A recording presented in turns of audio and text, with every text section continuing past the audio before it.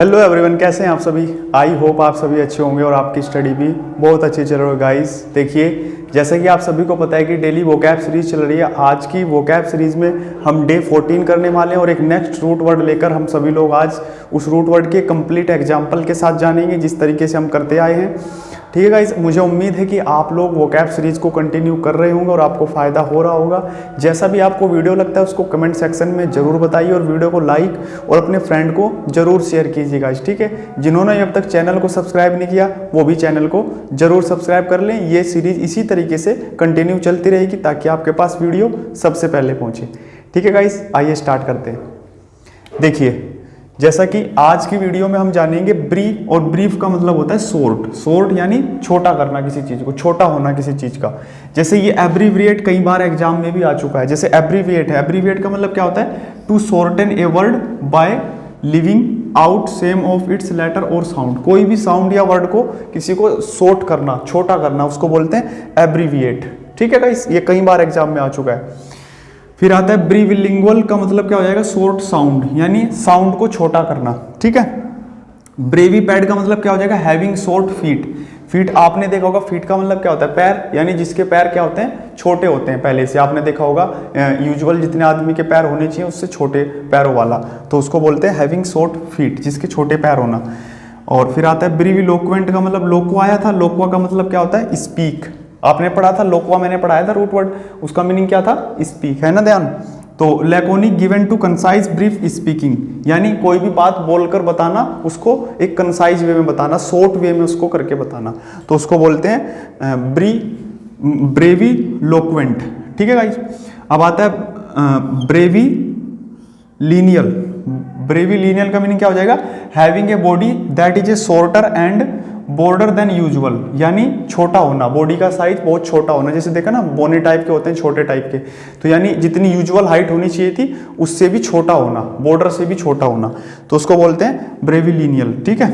Burevi folate का meaning क्या हो जाएगा? हैविंग शॉर्ट लीव्स का मतलब होता है पत्तियां, यानी पत्तियों का छोटा होना। ऐसी है ब्रेवी फ्लोवर्स का मतलब क्या हो जाएगा? शॉर्ट फ्लोवर, यानी छोटे छोटे फूल। ऐसी है ब्रेवी केविडेट का मीनिंग क्या हो जाएगा? शॉर्ट टेल्ड, यानी शॉर्ट, छोटी पूंछ, यानी कोई किसी जानवर की छोटी पूंछ होना, तो उसको बोलते हैं ब्रेविकोडेट। ठीक है। ब्रेविकोलिस का मीनिंग क्या हो जाएगा? Short necked. नेक का मतलब होता है गर्दन, यानी छोटी गर्दन वाला व्यक्ति भी हो सकता है। ठीक है, तो छोटी गर्दन वाला क्या हो जाएगा? व्यक्ति, कोई भी व्यक्ति जिसकी गर्दन छोटी हो।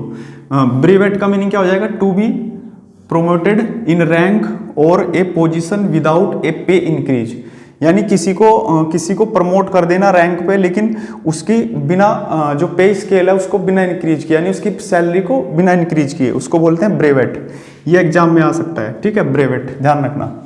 ब्रेविटी का मीनिंग क्या हो जाएगा? The concise use of words in writing और स्पीच। कंसाइज वही शॉर्ट वर्ड में उसके वर्ड, राइटिंग को जो आप लिखे हैं वर्ड जो आपने बोले उसको कंसाइज वे में शॉर्ट करके बताना, उसको बोलते हैं ब्रेविटी।